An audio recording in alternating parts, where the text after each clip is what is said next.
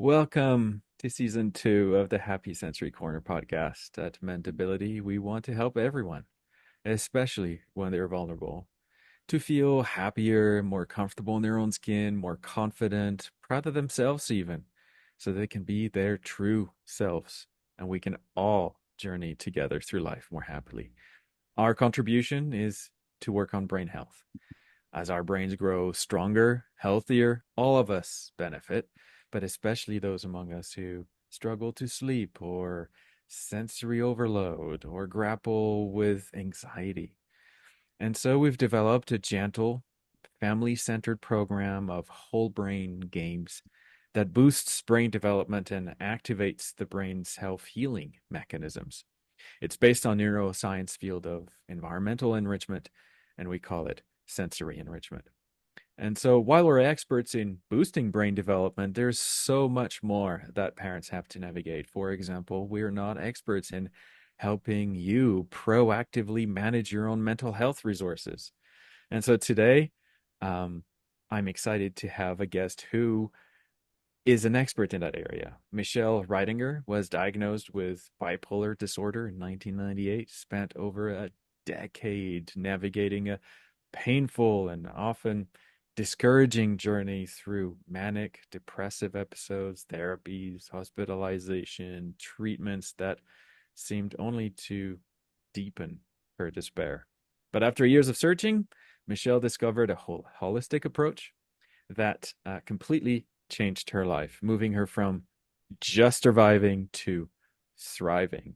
Now she's an author, public speaker, mentor, advocating for an empowering and deeply personalized approach to mental health that focuses on curiosity, intuition, and let me make sure I've got this right here. The importance of building a strong support system. Is this a good way of describing this, Michelle? Absolutely.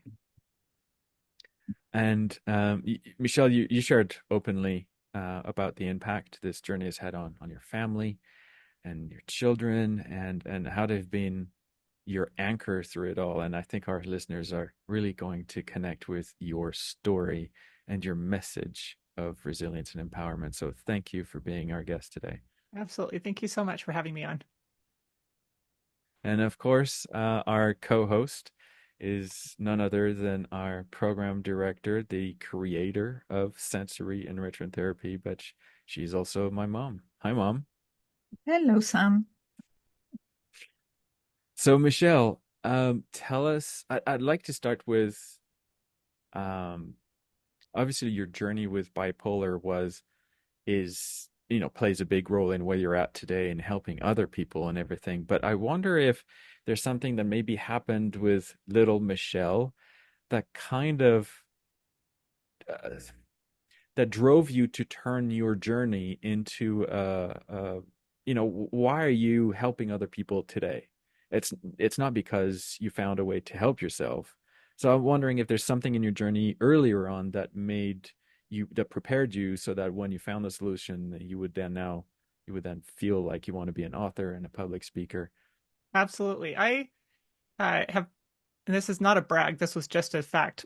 I was very generous and compassionate child. I was always trying to give things away. When I would see, people begging for food, I would cry if we couldn't give them anything. I I remember I have some clear memories of experiences where once when I was right out of college, I saw a homeless woman on the side of the street in Seattle that was freezing, and I pulled the cord on the bus that I was on and jumped off and ran back and pulled my sweater off and gave it to her. Like I've always felt a tremendous amount of compassion for others. If I see suffering, I want to help. And it was challenging for the years that I was really sick with my bipolar symptoms, because the more I tried to help other people, the more my family and I suffered, because I was using limited emotional resources to try and serve others, and it was to my family's and my own detriment often. And so one of the things that was such a joy for me when I finally became free, when I was finally able to begin my healing journey and start to become free to start doing those things again, is that liberty to actually serve others. But I had to learn how to put my own mask on first. And because I started to understand if I keep trying to help everybody else without taking care of myself and my own first, nobody's going to get helped. And, um, you've teed it up very nicely for to talk about your survival guide, but I wonder if you could help tell us a bit about your journey and um, how your journey led to putting together this mood cycle survival guide is the name of Yeah. your guide, isn't it? Yeah. When I was first diagnosed with bipolar, I don't know how many people in the audience are familiar with the diagnostic process for any mental health symptom or any mental health diagnosis. But what you do is you go into the doctor and fill out a bunch of papers that are identifying symptoms. And at the time, I believed that what was being identified was an underlying medical condition. I was told that I had a chemical imbalance. I was told that having bipolar was like having diabetes and the medication was like insulin. So I was led to believe that these symptoms were an indication of an underlying medical condition. And the problem that that created for me was a feeling of helplessness and victimhood because anybody, with like diabetes, for example, we'll use that since I mentioned it. When you are experiencing the symptoms that indicate your blood sugar is out of whack, you really don't have control over what's happening in your body. You don't have any ability to control anything other than trying to correct the imbalance that's in your body. And so I believed that that was what was happening. So when I would experience symptoms like severe depression, where I couldn't get myself out of bed in the morning, or hypomania, where my mind was racing and I had all these big plans and ideas, and I felt compelled to act on all of them, I felt very helpless. And it felt each time when I would experience these symptoms like I was yanked onto a roller coaster, and I just had to hold on for dear life till it was over, and then try to clean up the damage that I'd done during the ride. And that went on for over a decade. It culminated in a massive breakdown that led me to be hospitalized multiple times over a 2 year or 2 week period, or sorry, 2 month period.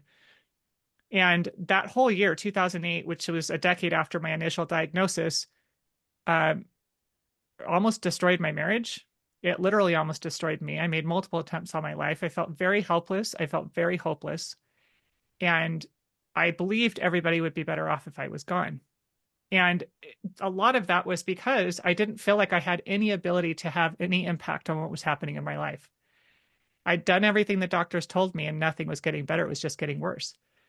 But I had an experience one day when I was watching my young children play. My daughter was 4 and my son was 2. And I was watching them play. And I had this really clear thought come into my head. If I ever successfully ended my life, that it would ruin my little 4-year-old daughter's life. She would believe it was her fault and blame herself, and it would ruin her life.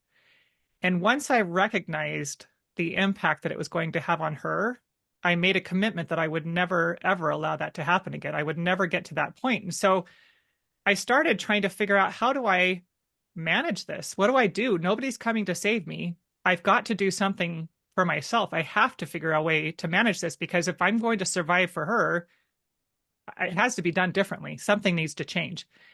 And a little while after that, I began putting together what has now become the Mood Cycle Survival Guide. And it was just a series of exercises I did, journaling, trying to think through, I started recognizing it's not a surprise that these symptoms are coming. So what do I do to manage them? Like, I've got to stop allowing myself to be a victim to them. And the first piece that I recognized was, who are my team? Who are the people that can help me? And it was just over time. I'm kind of walking into the guide right now, so I don't know if that's where you want me to go, but Go for it. Go for it. Step okay. one, building a support system, right? Yeah, yeah. And it was interesting because the way that piece came about was actually through the compassion of a friend of mine. When I had little children and I was severely depressed, I was exhausted physically, mentally, emotionally, and it made it very difficult to do anything. I had a hard time getting myself out of bed in the morning, but I had 2 little children at home. And so I would literally drag myself out of bed, put a Pop-Tart in their mouth, lay on the couch with one arm around each child, and sleep while they watch cartoons. And I kept an arm around them because I wanted to be aware if they got up, but I couldn't keep my eyes open and I had zero energy. And a friend of mine became more and more aware of what I was going through. She was a friend at church, and she asked me one day if it would be okay if she came and picked my kids up to take them to the park so I could take a nap. And I don't know how she recognized what was going on, but that was a life-saving experience for me, literally. I mean, it just felt like I was able to completely relax and take care of myself because somebody else was helping me with my children. Even though it was just a couple hours, it gave me 2 hours where I could just sleep and not feel guilty about it. And another piece to that was I was a swim coach at one point. I just wanted to Oh, point out sure. to the audience that that friend did not just come to say, "Hey, it looks like you're going through a tough time. I'm here. Call me anytime." Yeah. She took it two levels farther than that. She didn't even say, "Hey, is there anything I can help you with?" She went and said, "I think what I can do right now is take your kids. I think it'd be helpful. Will you let me do that?" Yeah. I'm preparing for a podcast with somebody who's a specialist in getting help. She's actually developed a whole virtual assistant system around this concept, but this whole concept came from the idea that one time a friend came to her and did exactly what she did to you. Yeah. She came with a solution, maybe not the perfect solution, but it was a solution. And so many of us just say, "Hey, I'm here if you need help," or tell me if you need anything. Is there anything I can do to help?" And none of those are helpful when you're in the level of despair that you're in, because you can't Yeah. think. And No. even thinking about the solution becomes a trigger and makes it even worse. Yeah. So Yeah. I wanted to point out that, kudos to that friend. Yeah.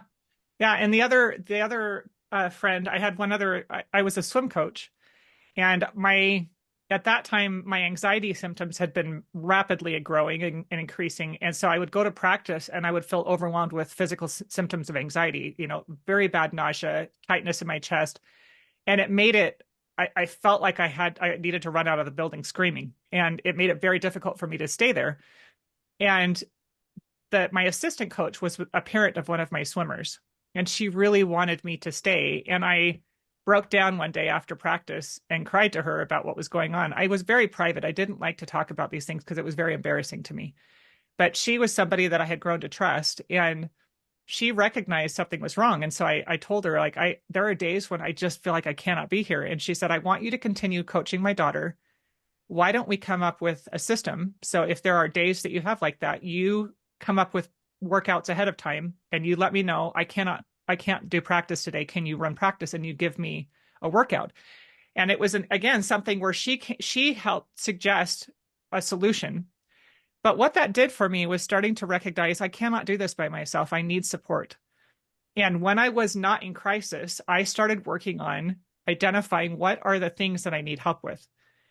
And I would make lists of the tasks that I needed help with, or the emotional support or whatever. And that started at that time. I was still seeing a psychiatrist, so my psychiatrist was on my team, my therapist was on my team, and my husband needed to have clear, identifiable boundaries around the assistance that he could support me with.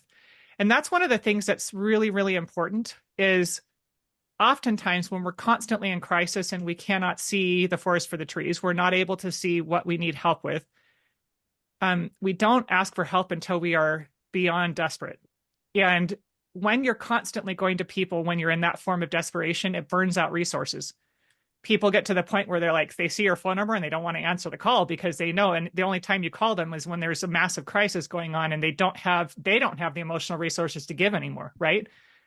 And so I learned that if I identified what my needs were, who I could ask for help, and then I talked with them about what are the healthy boundaries around this assistance? What are you able to do to help me? Because I don't want to ask for more than what you can give. And it takes some practice. This is a little bit of a trial and error type situation sometimes. I found it very helpful to talk through these things with a therapist because getting an external perspective that is not emotionally connected with the situation can often help. But it was extraordinary how just developing that team by itself and setting healthy boundaries around the assistant, setting guidelines for, ahead of time. Like these are the things that you can ask for help in these situations. This is the way to ask for help. Um, Gives permission to seek that assistance, and it makes it more comfortable, and empowers you to reach outward instead of constantly turning inward and It struggling gives more. you, yeah, I love it, the emphasis on the word empowers. Mhm. It gives you the tool, it lowers the threshold because none of us like to ask for help because how are Yeah. we going to ask for help and what kind of help do we need? I love this guy, Claudie. I know that, I mean, you work more directly with moms than I do most of the time. What question do you have for Michelle about the team building? Um, well, I was initially, of course, I'm listening to everything that you're saying, and I'm impressed by the fact that it's um, a little moment of light where your brain is able to recognize that now you can sort of see the solution. And I see that as, well, something has happened that day maybe that helped your brain settle enough that information is able to go through.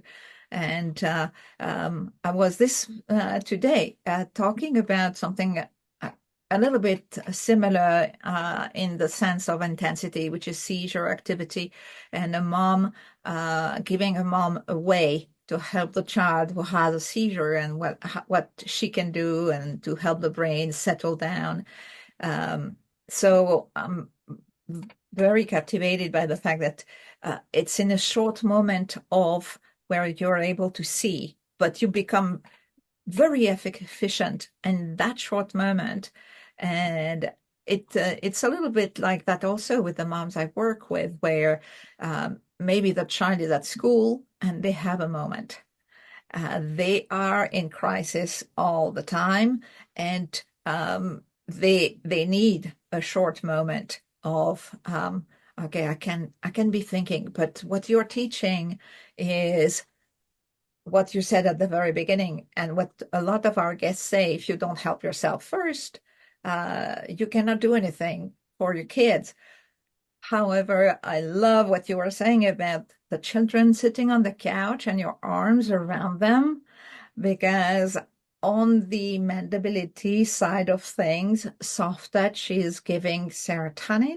So it was helping those children. They were feeling really loved because there was this nice, warm embrace. They had no idea you were in a crisis. So those, I hope that also those messages can go through to parents that there is something that you can do even if you're not feeling you are giving a hug.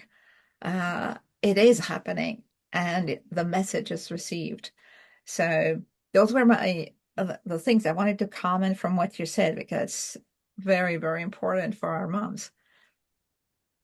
And you know what that made me think of? I wonder if there's a protocol that you could share with the audience right now for getting those glimpses of clarity, even in those moments of despair. Is there something that they can do that is going to, I don't know, inject a boost? I imagine a boost of dopamine to motivate you past that super Well, high threshold when you're in a moment, or this moment serotonin. of anxiety that Michelle is describing, she is overwhelmed.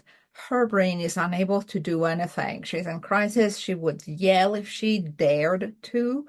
And that would be a perfect moment to do a strawberry and ice protocol, meaning using cold. And if you are in a public space, there is a vending machine that has cold drinks, or find anything that's cold, put your hands on it. And after listening to the podcast, everybody's going to have a scent of strawberry in their purse or in their pocket if they're guys. And that is giving your brain an instant refresher. Suddenly you get that little moment that you were talking about where you can have ideas and you can think and you can make plans. This little protocol, just put your two hands on an ice pack if you're home, and bend over and smell a little jar with a strawberry jam. but those two elements help the brain settle. There's no way you can do it on your own. But you can do the protocol, and the ice is going to help the brain stop being messy, stop being going in all direction and nowhere. Suddenly, the sensation of ice cold creates a reflex for the brain to, okay, we need to save the life of that body that's dying because it's in contact with ice cold, and people die in that. So that's why we are made with that reflex where the brain stops being scattered and suddenly is focused again. We only touch the ice for 2 seconds. 3 seconds is the max, but the brain processes really fast any information. So I'm thinking, get that, from that vending machine or that ice cold drink, put it on your forehead, like it feels like a very natural, so tired, I'm not in a good place. You just kind of put it there.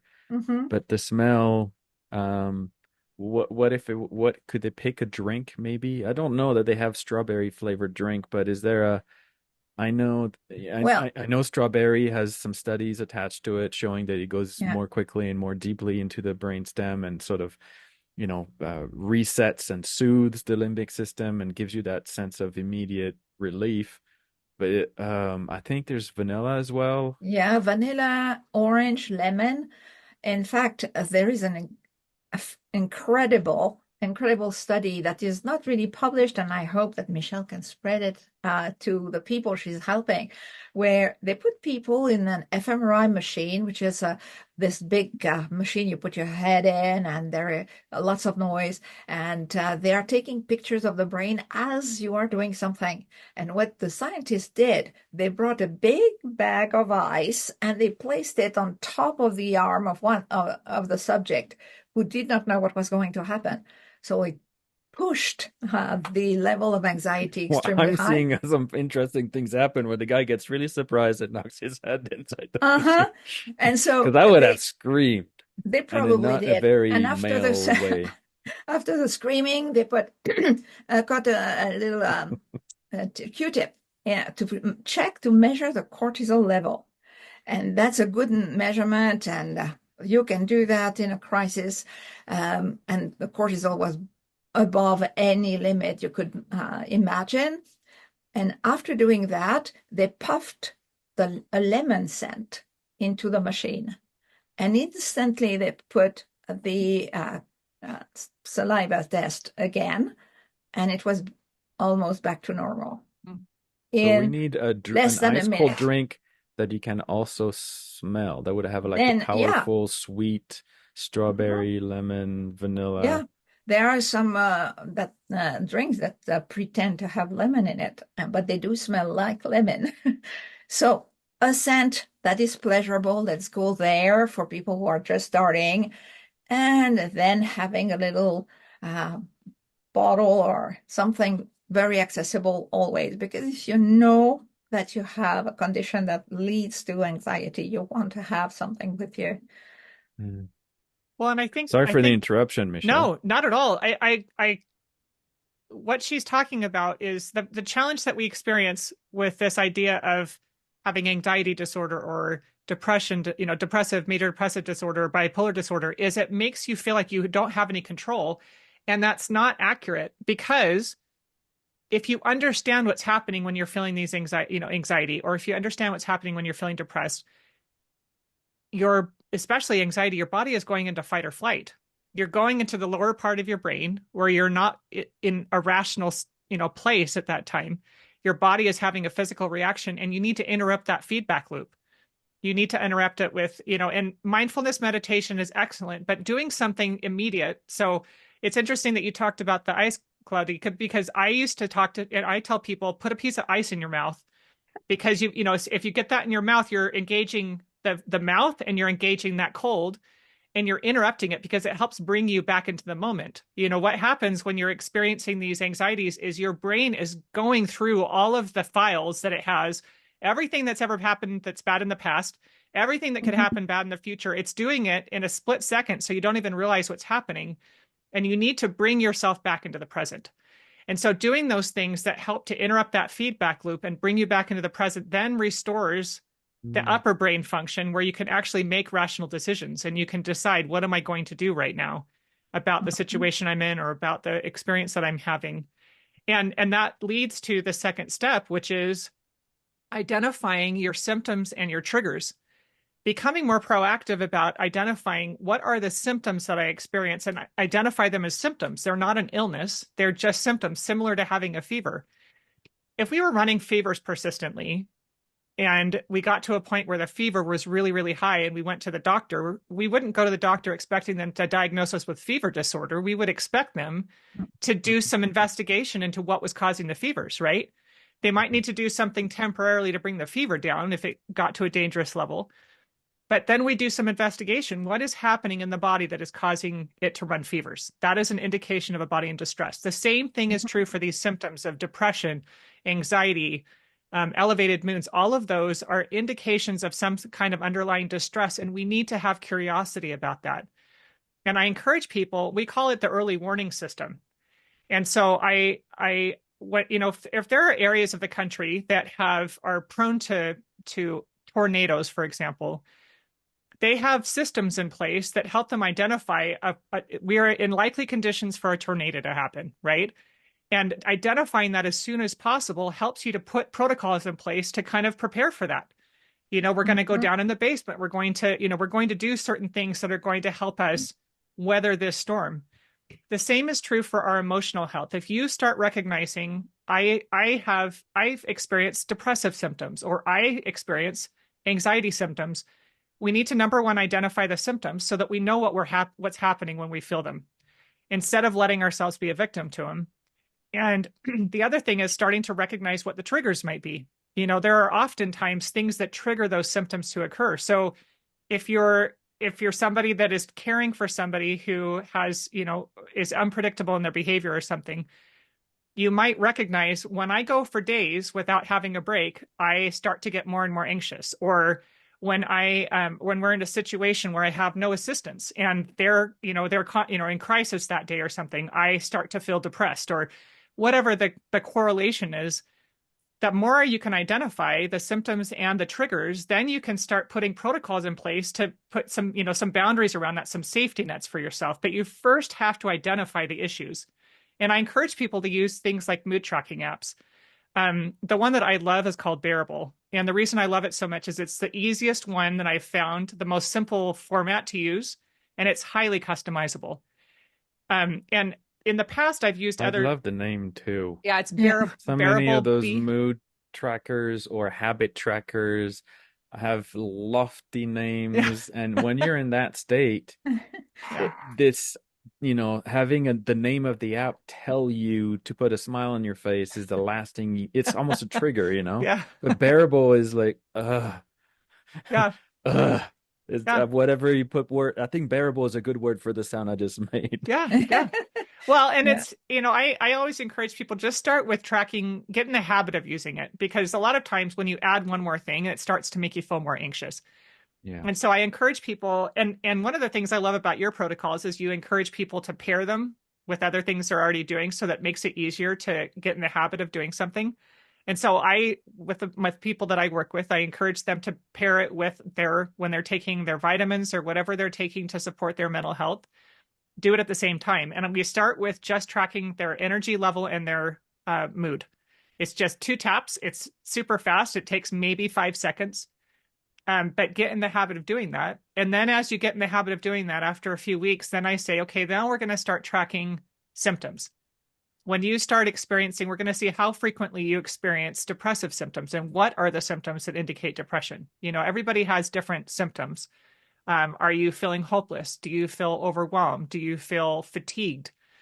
And we just track those symptoms consistently, and we start to see patterns. And once we've gotten consistent with tracking the symptoms, then you can start identifying correlations between triggers. Mhm. Claudie, does that sound like a tool that parents could use with their kids? That could definitely be. And it's very useful. I like the fact that it's very convenient. And then you can definitely see, okay, if that has happened and this has happened, typically I have I would warn the parents and say, if you feel that way, probably you need to do this with the child. And so it can be a very useful tool. Yeah.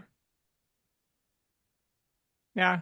I it's interesting because a lot of times, because of the way we frame these, we don't recognize the power that we have to affect any of it.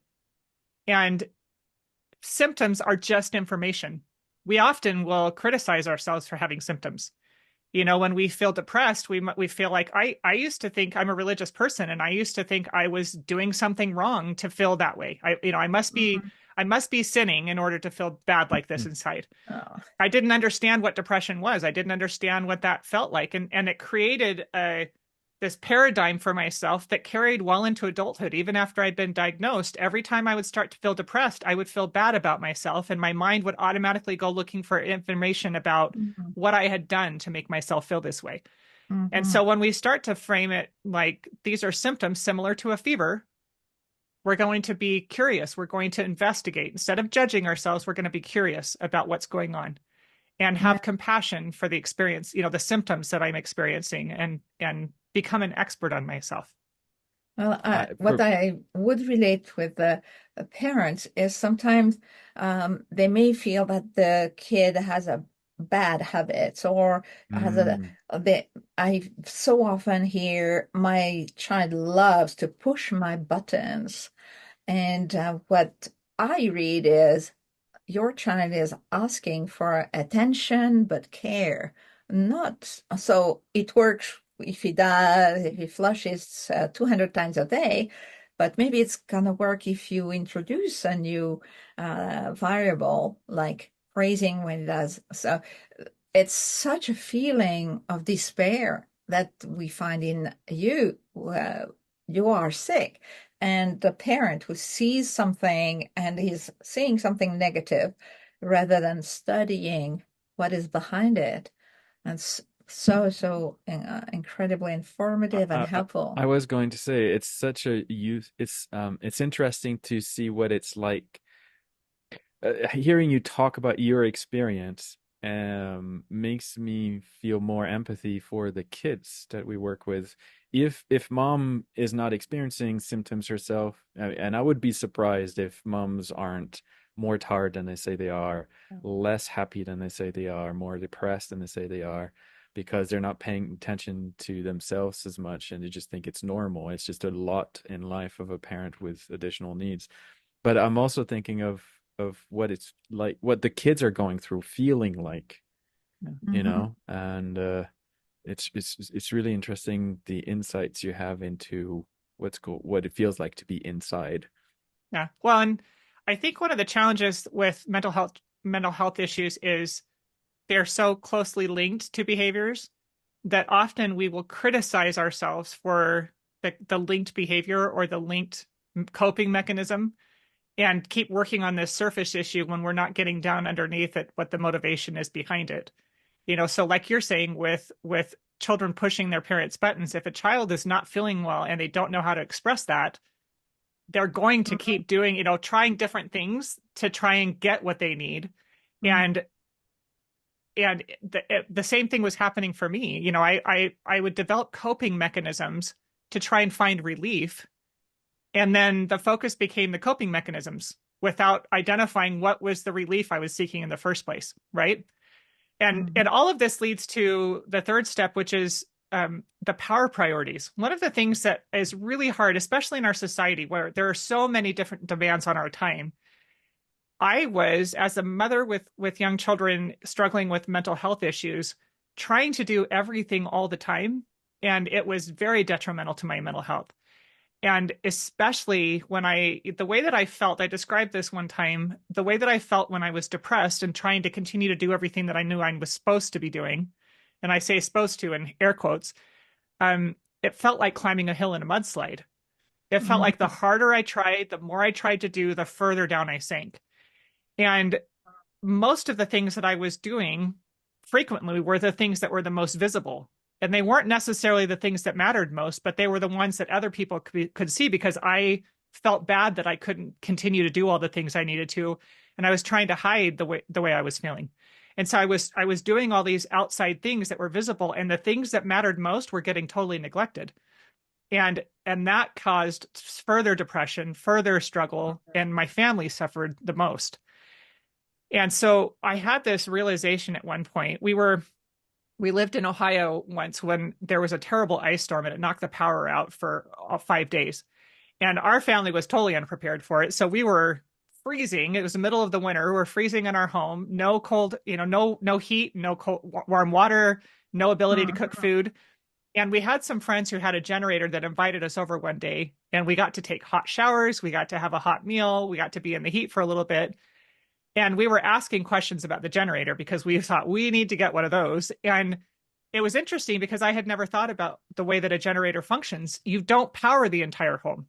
You have to identify your power priorities. What are the functions that are most important during the crisis that you need to make sure that power goes to? And the rest of the power goes, it doesn't get anything. Like the rest of the needs don't get anything.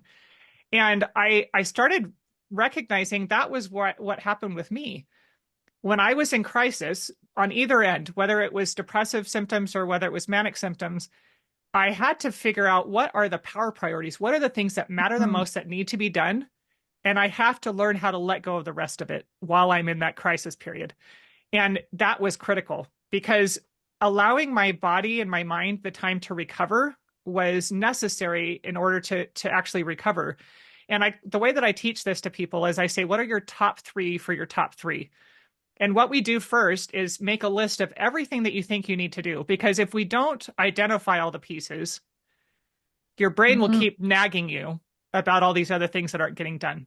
And so it's an activity I ask people to take their time with because it can feel overwhelming if you try to do it in one sitting.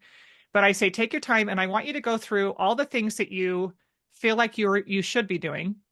And that includes, things in the community, things in your home. For example, like maybe you feel like everything in your home needs to be cleaned all the time, right? And so you've got Mhm. this really involved house cleaning schedule. But you're in crisis and you can't clean the whole house right now. Like that's not an option. So if you have your list of all the things that are necessary to do and you identify your top three for your top three, those are the things that get done during that time, and the rest of it gets set aside. And you have to give yourself permission to do that. You have to say, I am taking care of the most important things right now, and those things are going to have to wait. And the blessing that came from that is, especially in my communication with my husband, when I told him I'm in power priority mode right now, he Mhm. knew that that meant I'm not doing all the laundry right now. I will do the dishes. That's my power priority because we have to keep eating, but I can't handle the laundry at this moment. I can't, I'm not going to clean all the bathrooms right now. Or, that one of the things that got neglected frequently when my kids were younger was food, which sounds like a ridiculous thing to get neglected. But when I was depressed, I would forget to eat. When I was manic, I would forget to eat. And if I'm forgetting to eat, that means I'm forgetting to feed my children. And Mhm. so that had to go on my priority list. I needed to make sure that Mhm. food is obviously needs to be on the priority list. And whatever else is taking up space in my emotional resources needs to be let go. And Mhm. that was such a game changer for me because I stopped viewing myself with judgment during those periods and started recognizing, just like when we're running a fever, if we're running a fever and we're sick physically, we acknowledge I can't do everything right now. My body needs to get better. My body needs to heal. And we need to have that same compassion for ourselves when we're struggling with emotional needs. And I think, from what you're talking about, I think the same might be true for the expectations we have for our children. Right. If people have children that are, have these types of needs, um, be careful about expecting too much for them because then they start to feel stressed, and that is not conducive to, producing, performing well or growing or Mhm. improving. And so power priorities was really a game changer for me, learning how to manage my emotional resources more effectively when I wasn't doing well. Yes, relate that to speech because a lot of parents I work with have nonverbal children or they have very little vocabulary, and they seem to focus on asking the child to repeat words, while communication is so much more. And usually, what we see is that kid becoming very stressed out and speaking even less or refusing to repeat. And so it's a sort of vicious circle. But hopefully, with I provide mendability exercises which are for speech but are not related to words, and so it helps the parent have a different vision of communication. But I like what you're saying, being aware and what is my need? What is the need of the child? What can the child do at that moment? And what can I ask? What is priority? And priority is not often giving a hug because there is so much intensity in the relationship. So yeah, those crucial lists, I really like them.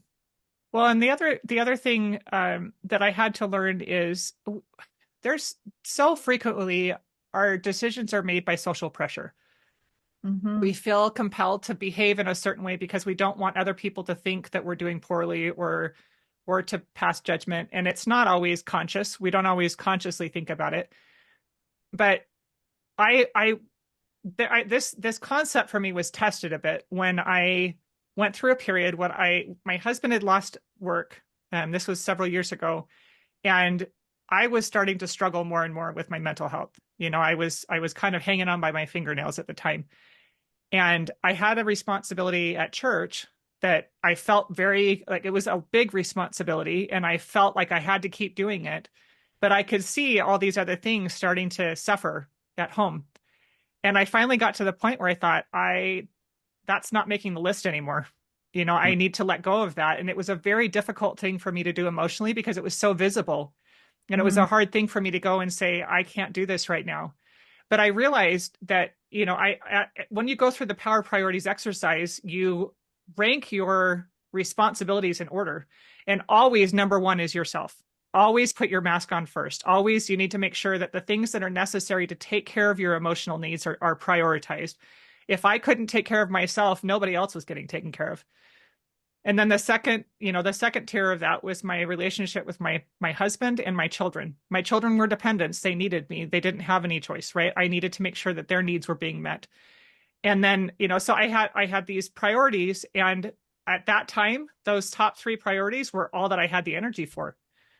And it was something that once I started to come to grips with, there are times when I don't have a lot of emotional resources, and I make sure that those priorities are being met. It's okay if everything else goes for a little bit. And like I said, if somebody were in severe crisis like cancer, nobody's going to bat an eye at the fact that you can't serve at church. Like, this idea that we can't do these things, and so we're not good enough needs to be. We need to reframe and understand.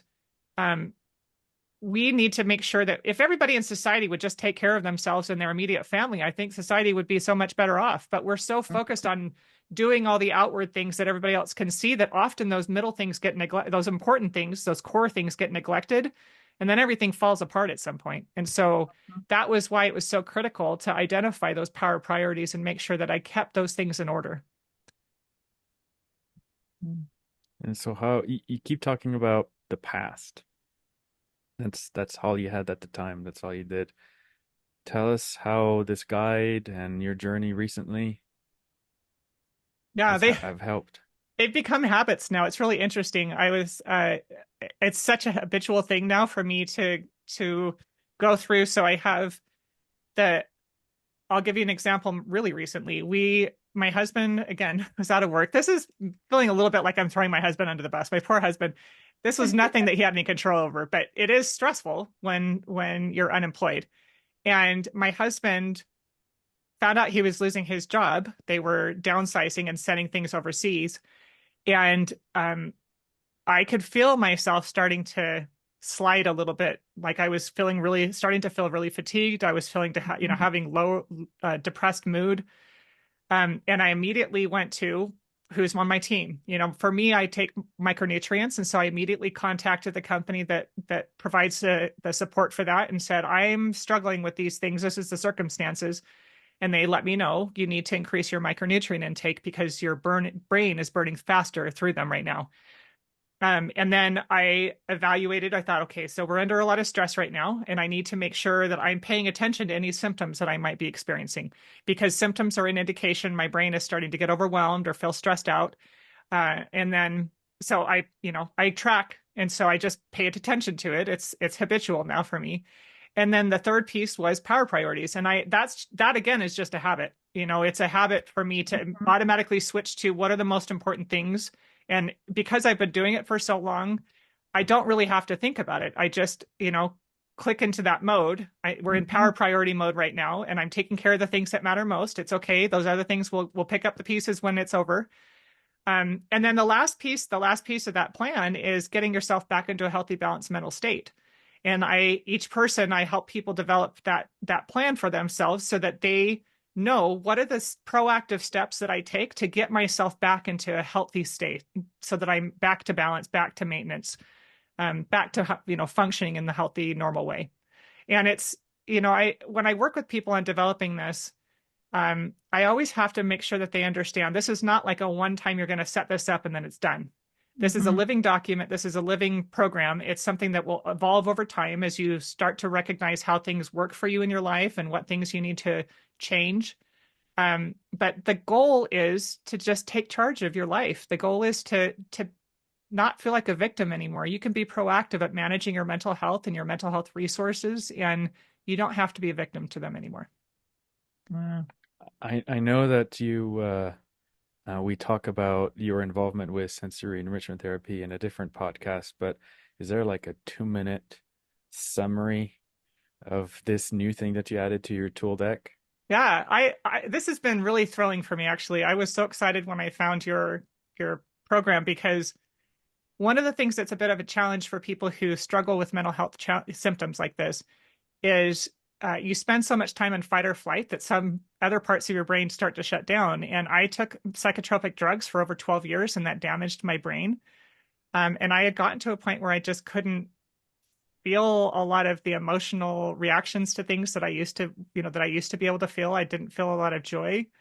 Mm. And so I started implementing these sensory enrichment tools in my life, these activities in my life. And just recently had a desire to go on a hike. I took my little girl on a hike with me up into the forest, up into the Uintas, the Wasatch Front. And it was so joyful. And I was able to be fully present with her. We had so much fun and made great memories, and we can't wait to go again. And so it's been really a blessing for me to start healing my brain more thoroughly with these enrichment activities. I don't know if people are watching or listening, but those who are listening are not seeing the big smile that's on your face right now. Mhm. Tell us also about the first time and how long it's been since you'd felt any sense of elation or joy. I'm talking about the time when you just played with your kids. Do you remember what I'm talking about? Oh yeah, I so I used to be a super fun mom. Mm. Sometimes it got out of control because I would ramp up into hypomania, but I was a fun mom that we used to have dance parties, and we would always have music when we were cleaning and that. And everything is work now for me. Everything is effort and hard. I don't know if it's been a few weeks now. I was upstairs in the kitchen and we turned on some music, and my sister-in-law was like, "You're so fun to be around today." And I'm like, "I know, this is really fun." Like, it was just Mm. fun to just be present and enjoy listening to music and enjoy interacting, being silly. I was making jokes and being goofy with Mm. the kids and my sister-in-law. And I know that these sound like little things to people. I mean, I don't I if somebody hasn't ever gotten to a point where they couldn't feel those types of joy, it might not resonate very well. But for me, I avoided activities that I used to enjoy because the absence of that enjoyment made it more pronounced. Like, I didn't want to do the things that I used to love doing. I didn't Mm. want to turn the music on because I didn't really feel it wasn't fun to dance. And the fact that I didn't feel that way anymore made it hard to want to do it. Mm. And now it feels more spontaneous. That the going hiking in the woods was the biggest one for me, because I had tried hiking before, but it felt like work. Mm. And this time I started feeling a desire to go hiking. not because of work, just because I thought, oh, I just want to go be out in nature. And we took tons of pictures just because I'm like, oh, that's a pretty picture. Oh, that's a pretty picture, and my little Mhm. girl was so silly the whole time. I kept videotaping her because I'm like, oh, this is so fun. And I just felt joy. I just felt Wow. joy in my heart, and it was thoroughly enjoyable. I really loved it. Thank Yeah, you for that's sharing a this because this is what it looks like on one of the first symptoms that we see in the kids when they do this program is they seem to be a lot happier, Yeah. a lot just nicer to be around, a lot more interested in interacting with siblings and playing. And often we get that every single time. I'm pretty sure it has nothing to do with the program we're doing, but I just wanted to share with you because it's important for me. I need you to know and fill in the blank, right, Claudie? Oh yeah, it's magical, and the parents are like you were. They get used to the fact that life is sad, life is hard, and the future is somber. And when the child just shows there is a wonderful little person in there that is just coming out, they are so surprised. And yes, they do have a hard time to believe that sensory enrichment, big amendability is so short. And it's just 2 minutes. We did that, and now and so it's exciting for us, a little bit frustrating that uh, not more people are happy. I will say I had a really hard time trusting that this was doing anything because I think I told you before, everything within the mental health, it's big, it's really intense solutions to things, right? You're taking psychotropic drugs that really have a huge impact on the brain, or going to therapy that's really hard, like doing these things that take a ton of effort. And so it was really hard for me to do these things, like ask my husband to give me a back scratch while I listened, smelled some essential oils, Uh-huh. and so the first, and I will also tell people, please endure the storm. It does not feel good. So watching somebody, from the inside, I will tell you, I was exhausted, like exhausted. I felt like I couldn't keep my eyes open. And Mm. I kept telling myself logically, like, keep going. They told you this was going to happen. But I had one day when I went for my little back scratch with my husband, and it sent shivers down my spine. And I kind of, ooh, like that's different. And Uh-huh. now every time he does it, it feels really good. The first few days, probably the first week at least, every time I did it, I was just doing it because I was supposed to do it. But Mhm. you can start to feel the connections. You can start to feel the difference. But it was really hard at the beginning because it did feel so simple. I just thought, Right. this is hard to believe that this is doing anything. But now, as I'm seeing the changes, I'm like, okay, tell me what to do next. Like, what do we get to do now? Yeah, and we will. Yeah. Where do people find your survival guide? On my website, the upside of bipolar.com, there is a tab Yeah. at the top called that says free. And it's just click on there, and it's a free resource. There's an ebook that you can download that kind of gives you information about each of the steps. And there's a workbook that you can download that will give you a place to write everything down. And then there are some little videos that support that whole system. So it's Yeah, and we designed only to help talked people. about the first three steps, didn't we? Yeah, we talked. The fourth step is the rebooting your system. I talked a little bit briefly about Yeah, that, well, but we talked about that with sensory enrichment. There you yeah, go. yeah, Yeah, we're done. yeah, Awesome. Thank you so much for sharing all those insights, this idea of taking control, taking notes.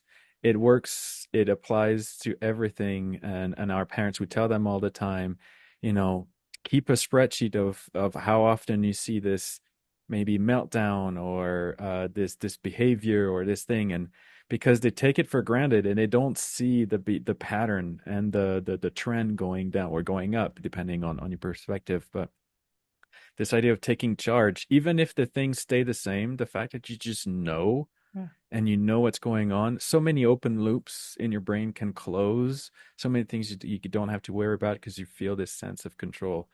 So, so important. So thank you for sharing that. Yeah, absolutely. thank Thank you. you. Everybody else on this, well, on this call, listening, have a blessed week. Bye.